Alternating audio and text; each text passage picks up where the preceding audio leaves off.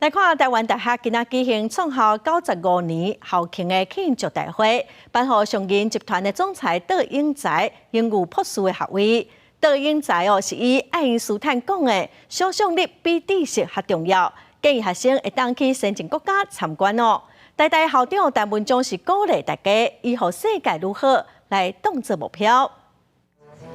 台大创校95年校庆庆祝大会，陈维洲、李树银、杨焕trí、管中敏等等历任的校长拢来到位，来自海内外的校友会代表嘛来恭喜。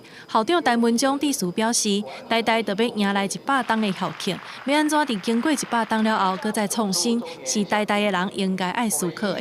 然而，进入一个加速度变迁、竞争越发激烈的新时代。 我们所担负的责任以及社会的期待也越来越大。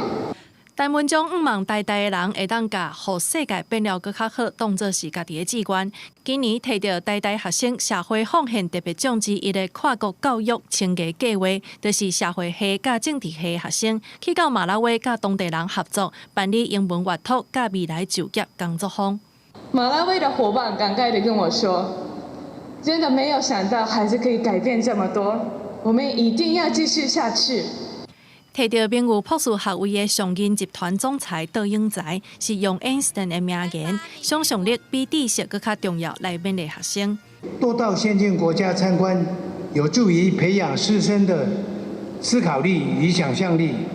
台大也颁发10位杰出校友，包括化学、医学、甲食物等等的领域。代表致辞的前科技部长施竹民对学生讲：加读好册，加训练身体，定定独立思考甲判断，一生拢真实用。记者综合报道。